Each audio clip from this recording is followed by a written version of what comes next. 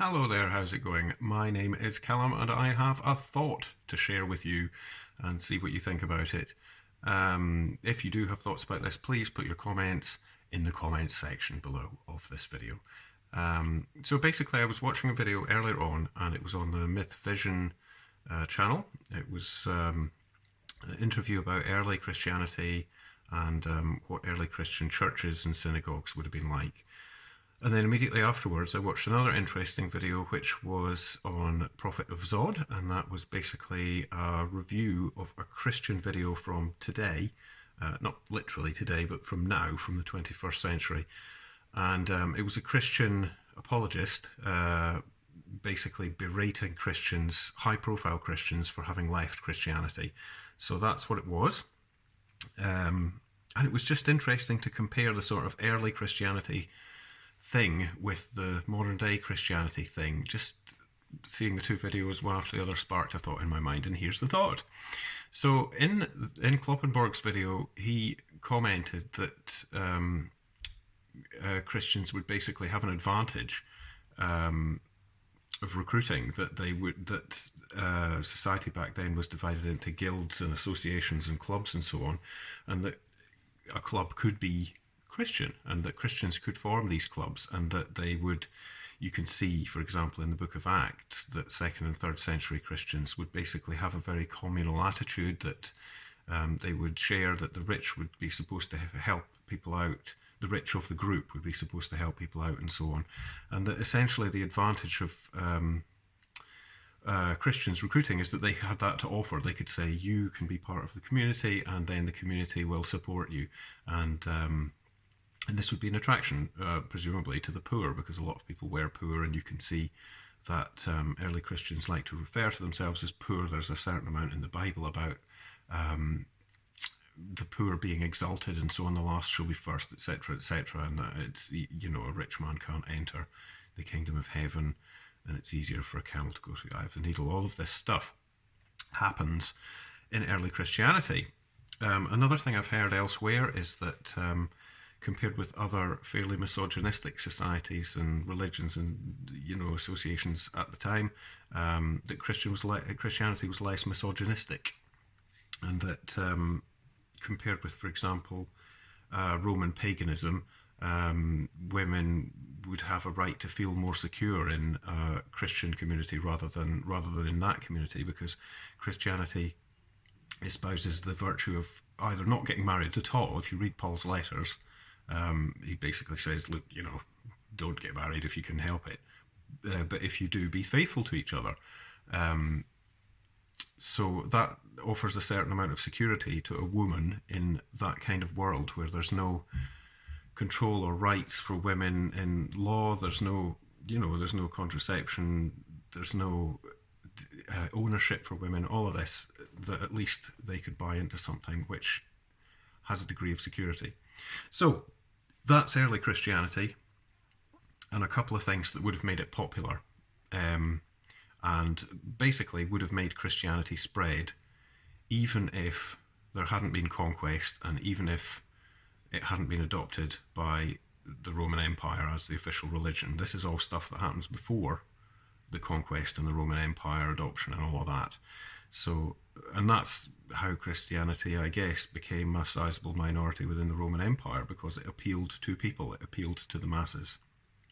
So, in that context, I then watched the Prophet of Zod video, which is basically what it shows is this modern day Christian, and he lists off maybe half a dozen high profile Christians who have since left the faith.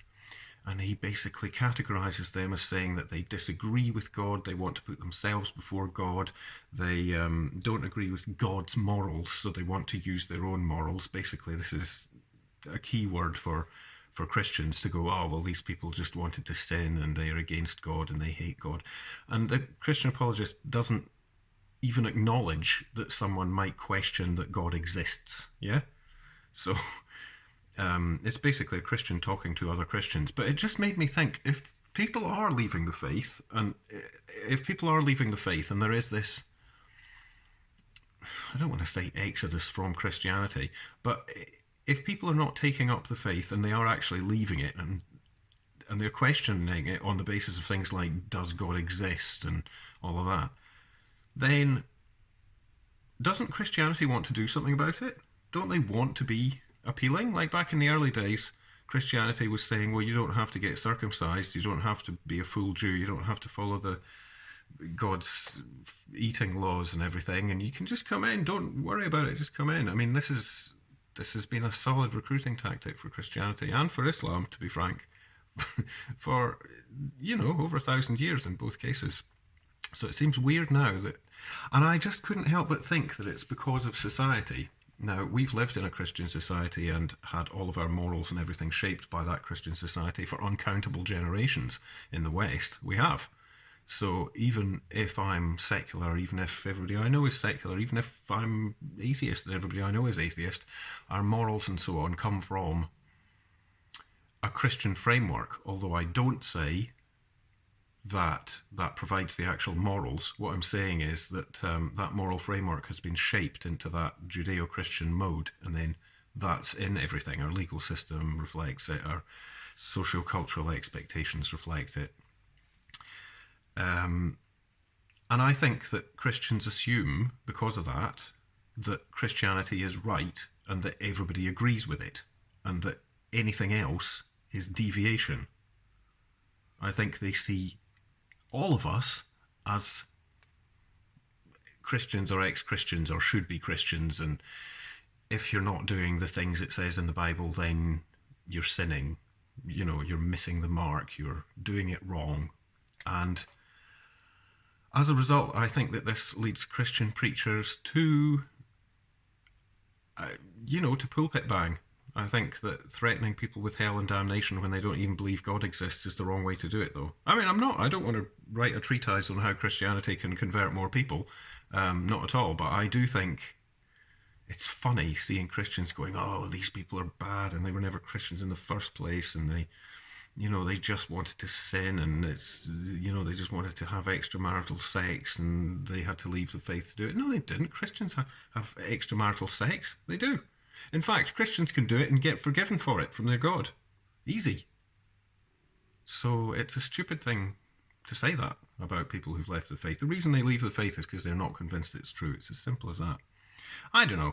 This has been about 5 minutes of me ranting now, but I just had that thought. The strange juxtaposition between early Christianity being able to get a foothold in the complex socio-religious world of the ancient world of the late Bronze Age, compared with now when Christianity seems desperate to break its own back to not appeal to people, Maybe Christianity is so decadent now with 2 billion adherents around the world that it just doesn't care. Maybe it doesn't matter anymore if people leave because there's more at the back of them, Maybe it doesn't matter.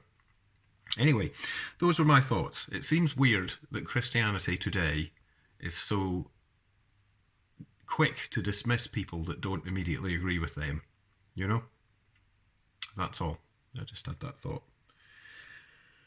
And I've put the links to both of those videos in the description below. So if you've been thoroughly bored by my ranting and raving for 5 minutes, then maybe you can wake yourself up by listening to those other two clips. One's an interview, as I say, with Kloppenborg, and the other one is a 55-minute deconstruction of a Christian apologist ranting about ex-Christians.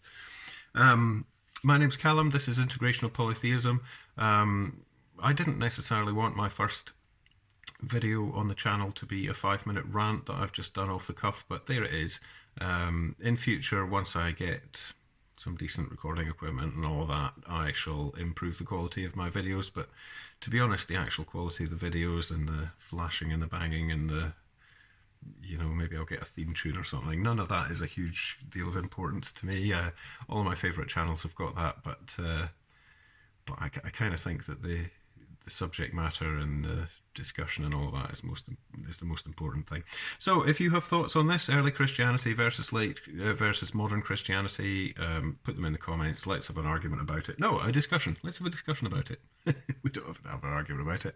I'm just used to arguing in YouTube comments, that's all. I'm only being flippant. And yeah, click like, click subscribe. And in the future, my videos might actually address the issue of integrational polytheism, and what it is, who knows? Maybe I'll actually get on point. For now, thanks for listening, and I haven't got a catchy catchphrase to finish on, so just imagine I said one.